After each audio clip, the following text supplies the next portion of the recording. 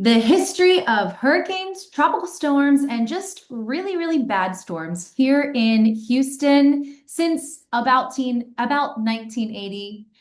This is a conversation. My name is Mariam Hejazi. I've been helping people buy and sell residential real estate for nearly 13 years, and I've been loving Houston since 1987. Let's get into it. So, I want to have a conversation with you about kind of the flow of history, pardon the pun, the flow of history here in Houston of all these named storms. Now, storms that did damage to Houston weren't necessarily hurricanes or even tropical storms. They weren't all named storms, and we'll go over some of what we've named these storms that were unnamed storms that did damage. And um, so we're going to start with the storm of 1900. This is really starting, we're going to jump from 1900 to about the 1980s to present day. But I really need to start with the storm of 1900, which didn't actually affect Houston. It affected Galveston. And the reason I want to talk about it is that it still is the deadliest storm in US storm history. Over 8,000 people died, and not all of them were recovered. It was a horrific surprise tragedy. There were a lot of warnings that were sounded, and there were some people that ignored the warnings. And if you want to learn a lot more about this Galveston storm, there are numerous other YouTube videos that you can watch, and there's many books that have been published on this storm through the years. Now, 1900, this storm of 1900, that's what we call it, comes into Galveston and it completely wipes it off the map, essentially. And imagine a city that looks like San Francisco being where Galveston is. That is what I imagine Galveston to have looked and felt like before it was absolutely wiped off the island. If the storm of 1900 had not happened, Galveston, I think, would look and feel a lot like the historic portion of San Francisco. We see a lot of the same Victorian architecture. Galveston was very wealthy at the time. It was a shipping hub. And so you had a lot of big business coming in and out of Galveston, a lot of very wealthy people building beautiful custom homes in the area on the island and what we now call the East Historic End. And some of these houses built before 1900 are flood survivor houses, and they actually, I think they almost all have plaques. And if you go to Galveston, you'll see they're like little diamond-shaped plaques, and it says Storm of 1900 Survivor. There are ghost tours, and the reason there are ghost tours in Galveston is because of this mass casualty event where you have over 8,000 people whose lives were lost in a 12 to 24-hour time period. And there's a lot of stories within this story that you can read up on and study and listen to. And I love Galveston, but this storm really shaped the future of the Texas Gulf Coast. And the reason I emphasize this is Houston would not be such a huge city and such a commerce center if Galveston hadn't been wiped off the map. And the reason is Houston would be where Galveston is, if that makes sense. But since Galveston was wiped off the map, we had a mass exodus off of the island, and they came up to Houston, which, if you're familiar with the area, Galveston, from the south side of Houston, Galveston is about a 50-minute drive going roughly 75 miles an hour if there's no traffic. So we're talking about an hour north. Most people moved because Houston wasn't wiped off the map like Galveston. I think between 1900 and 1910 or 1915, Houston like tenfolded their population. I mean, we see a population boom in Houston and a population dip in Galveston, and not just because of the casualties. So by the time Galveston recovers in about 1910, so it took about 10 years to recover from this terrible catastrophe of a storm. That was the opening of the Houston ship channel. And by the time the ship channel opened and Galveston had finally caught a break, it was just too late. And Galveston has never truly recovered from a residency standpoint and from a business hub standpoint. Now, Galveston is a really fun community, but it's nothing like the business hub that Houston is. So we're going to jump from the storm of 1900 all the way to Claudette. Now, Claudette was in 1979. And side note, we did not start naming storms until about 1950. So prior to 1950, we don't have named storms. They're just like TS storm number, whatever number that they've put it. So I don't really know a ton of history behind the naming portion, but I can tell you that 1950s naming starts happening. So in 1979, I'm not here on planet Earth yet, but 79 we have Hurricane Claudette that came through, and we had about 42 inches of rain in Claudette.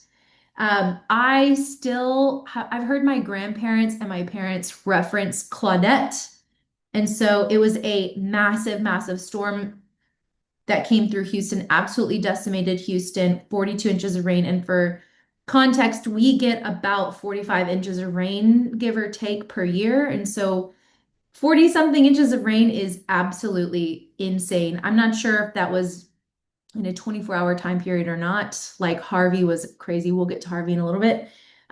So first, Claudette. Then next is Alicia that came through in 1983 with 115 mile per hour winds. And I pretty regularly with an older crowd hear references to Hurricane Alicia. I hear it more often than I hear Claudette. Next, like really significant storm that hit Houston is Allison, and this is 2001. Now, Allison was not a hurricane. It was a tropical storm. And I remember I was like I was like 13, almost 14 when Allison came through. And I can remember some of my friends' homes flooded up in like the Tomball area. So Allison was a tropical storm and it came and it dropped a ton of rain.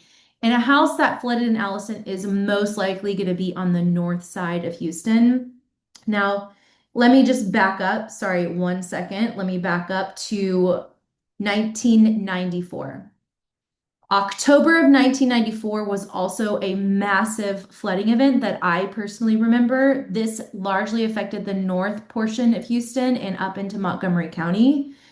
So Allison and the storm of October of 1994, those both affected the northern portion of Harris County and the southern portion of Montgomery, because Montgomery is here and Harris is down here. So I remember these storms. Now our next one is this Rita Katrina two-step thing. And I was in high school during Rita and Katrina, and first, we have Katrina. And Katrina didn't hit Houston, it hit New Orleans. And the reason I'm bringing it up, it didn't hit Texas, it hit Louisiana, but I bring it up because we got a massive influx of people from Louisiana. And actually, other states got Katrina refugees also.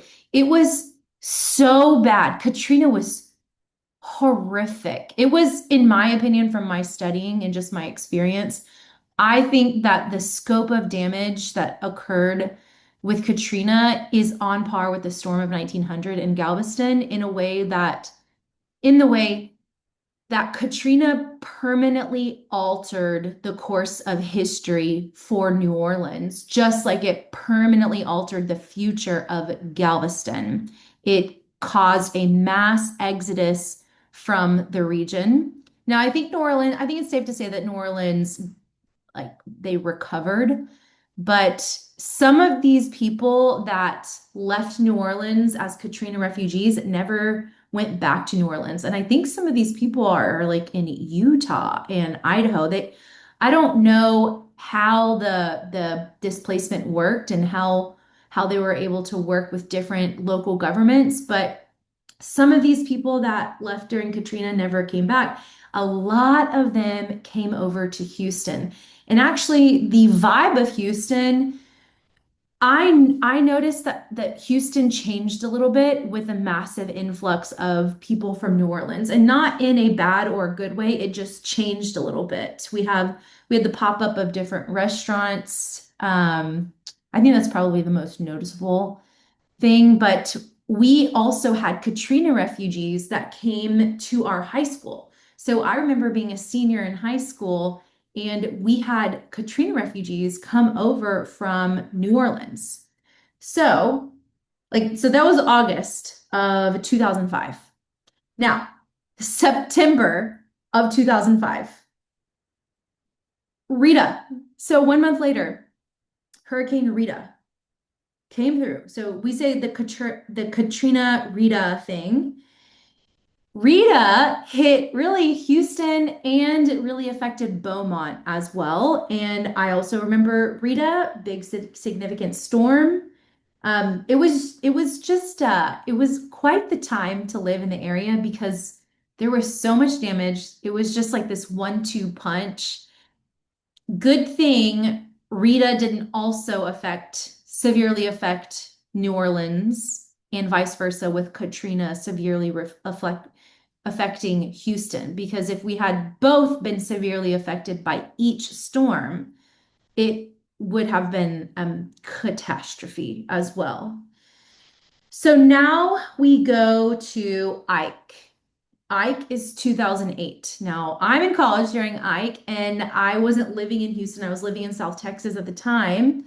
But Ike brought a lot of wind and knocked out power for weeks and weeks and weeks in some areas. Ike is the reason that my parents got a generator, and it's Ike is the reason a lot of people in the Montgomery and Harris County and surrounding county areas got generators. There are a couple other storms that will come a little bit later in time that are also the reason a lot of houses have generators here in Houston. So I think my parents in Montgomery County were without power for probably 4 weeks. That is a long, long time to have your power knocked out. And I want to say a little special note about Katrina. Um, there is a rose variety called the Peggy Martin rose. And if you're a gardener, you'll know this, but the Peggy Martin rose is a special climbing variety. It has these little pink blooms in these clusters, and they are absolutely stunning.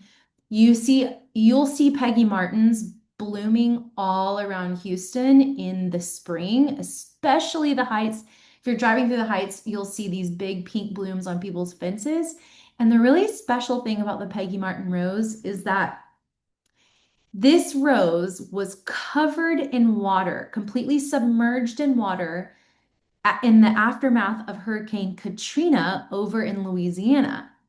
And the story is that after this rose had been submerged for 3 weeks, I think, at least 3 weeks in water, because remember the levee broke, and so in Katrina, and we had this influx of seawater in it. They had to pump it out, drain it, pump it. But this rose had been covered in water for 3 weeks, and it would normally kill any plants, like total, it's like drowning a plant. The rose recovered and started to bloom. And it was this really beautiful story of like recovery and resilience. And I think Peggy Martin is the lady that like discovered it or successfully propagated it. But I actually have Peggy Martins growing on my fence, and a lot of Houstonians also do. So just a fun aside about Katrina. Okay, so we covered Rita, Katrina, Ike. Now we're going to come a little bit further into time, closer to where we are now. So Memorial Day, tax day. you will hear these names because these storms were not named storms. They weren't even tropical depressions. We had to name them based on what weekend it was that year because it just happened to be a storm that was really bad. It wasn't a named storm. It wasn't any type of depression. It was just a bad storm. So May 25 of 2015 is Memorial Day, and the west side of town flooded. It was just, we were inundated with rain. There wasn't really much of a forecast. I was practicing real estate at the time, and I remember we were working that weekend, and me and my realtor friends, we were like, wow, it's really raining a lot. I think we're gonna have to cancel the open houses. I think I canceled showings. And sure enough, it was like a mass flooding event. And then we go to tax day, the tax day flood. And this is April 18th of 2016. So close to 10 years ago. So we almost have like these back-to-back flooding events that were like surprises. So because we call it tax day, because again, it was just like a bad storm. And something that I'm going to explain later in this video is that it does not have to be a named storm. It doesn't have to be a hurricane or a tropical storm or depression or whatever to flood. Your house could be on stilts and it could flood in Houston. So we'll get to that in a little bit. So April of 2016 is tax day flood, and both of these floods were bad. They weren't like Ike or Rita or Katrina, but they were significant. And I think that it's noteworthy if you're looking at houses in Houston on the west side specifically, you should ask, has this house flooded? And if they say tax day and Memorial Day, then that's your cue to start doing a little bit more digging because did the whole neighborhood flood in tax day and Memorial Day or one or the other? So then, okay, so we're in 2016 tax day. So this is April 2016. Then we have August of 2017. So like a year and some change later, Hurricane Harvey comes onto the scene. At the time, I happened to be in Europe. And I was actually in Europe with some friends of mine. And like most Houstonians, we're like, oh, it's a hurricane coming through. All right. We have a joke. I think people in Louisiana, maybe Mississippi and Alabama and Florida also do this, but here in Texas, we go to the liquor store and we have hurricane parties.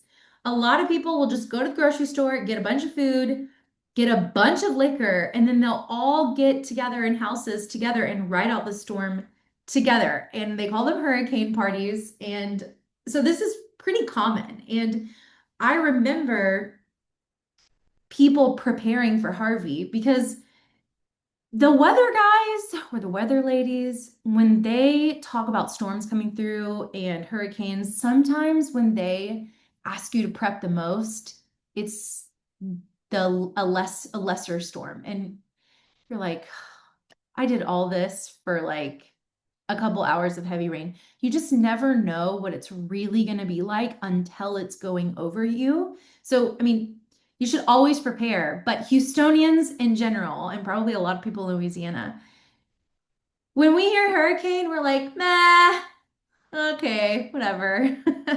And that is what happened with Harvey. People were like, Harvey, all right, whatever. But let me tell you, Harvey came and it sat and it stalled on top of Houston, I think, for 3 days. I think in a 24-hour time period, Harvey dropped 24 inches of rain in 24 hours. It is one of the worst water flooding storms in our history. It will go down in the books as one of our worst floods ever. Harvey didn't necessarily bring a lot of wind. It brought a ton of water and it just flooded everything. And there was a lot of flooding on the west side. There was flooding everywhere. Let's just be clear. There's flooding everywhere. But why I'm specifically citing the west side, they released, and I say they, people that are in our city government, they decided to release water from the attic's reservoir. And they said that they were releasing water so the dam wouldn't break.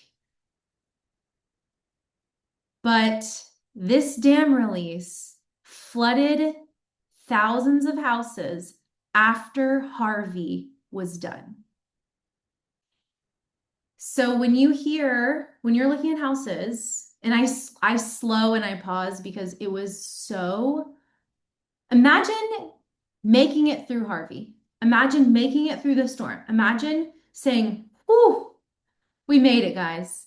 Imagine everything being okay, and then your house flooding in a matter of hours, and you not being able to stop the water anywhere, anyhow. It's everywhere because somebody didn't tell you that they made a decision to release water out of a dam that you had no control over.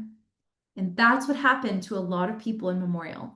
So when you're looking at real estate on the west side of town, and it says didn't flood in Harvey, but flooded in the dam release, you'll have to decide if you're okay with that. Because what happened after the dam release is this water sat and sat, a lot like what happened in Katrina. The water sat and did not recede for about 10 days. So some of these houses had feet and feet and feet of water in them for about 10 days. And some of these houses bloated off of their foundations. So if it was rebuilt, great. What kind of mitigation was done? Now, I will say that we are close to 9 years ago now, and likely something that flooded in the dam release and or Harvey was successfully remediated and redone and is likely sold once or twice. So you're probably okay from like a mold perspective, but you just need to know that it's flooded before, and you have to decide if you are okay with living in a house that has flooded before. And that's a decision that only you can make. And as realtors in our community, we still kind of have a debate. The dam release and Harvey was a 1,000-year flood. And we still debate 9 years later, do we make Harvey and the dam release the rule, or do we make it the exception? And I think that we still haven't reached an absolute conclusion. And how does previous flooding affect the value of a house? If it's a $2 or $3 million house in Memorial and it flooded only in the dam release, do we need to detract from the value? It's really you just have to take it case by case. And again, the seller just needs to disclose their knowledge, but if they didn't live in the house in 2017, they didn't own it in 2017, they can't always disclose everything because they don't know about it. They only know what was disclosed to them from that particular seller. So only choice that you can make. Okay, so Memorial Day, tax day, Harvey. So we're 15, 16, 17, and then we get a little break. And then in September of 2019, we got Hurricane Imeldia, and Imeldia was bad. It wasn't terrible.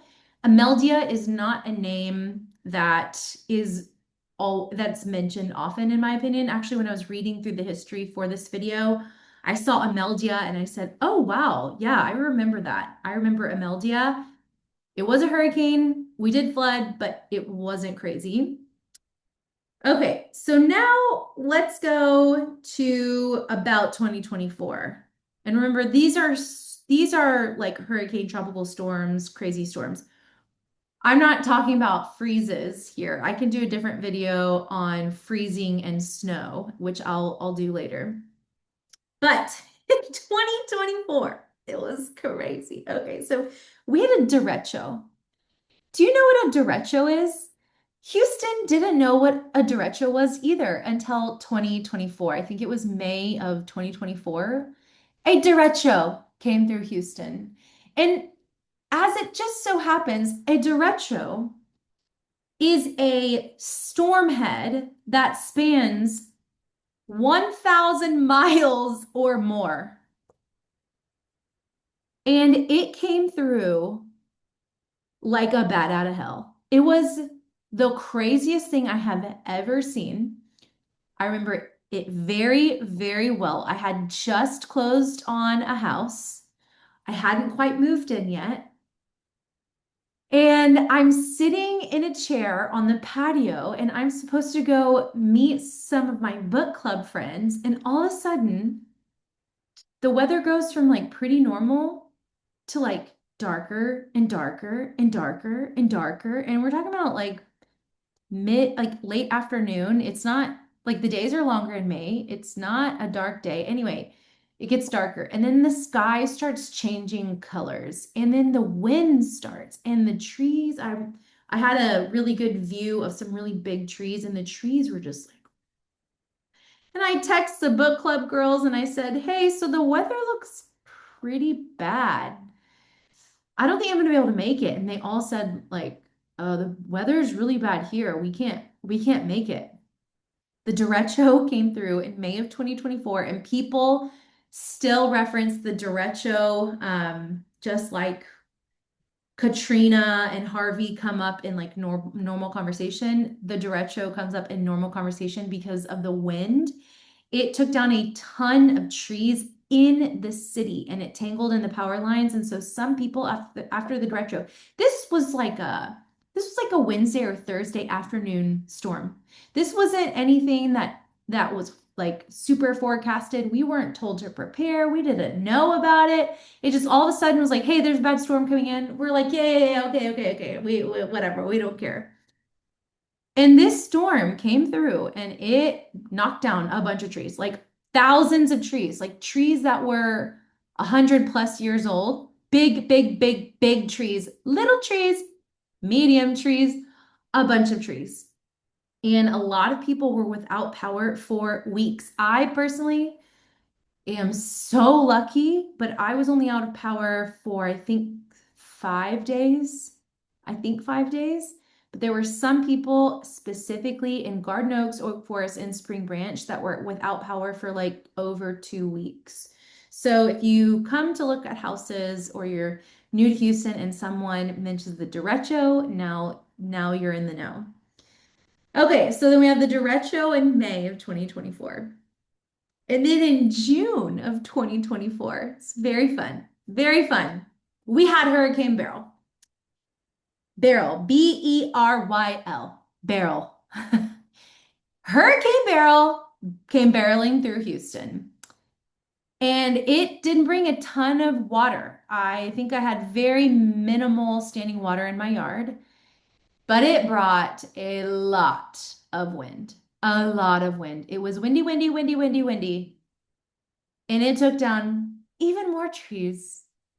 Right after the derecho, it took down more trees, and we were out of power for another 2 to 3 weeks. I'm lucky, very, very, very lucky that I was only up without power for a few days. I live on one of the perks of living on a busy street is that you get power back usually faster than the interior of the neighborhood.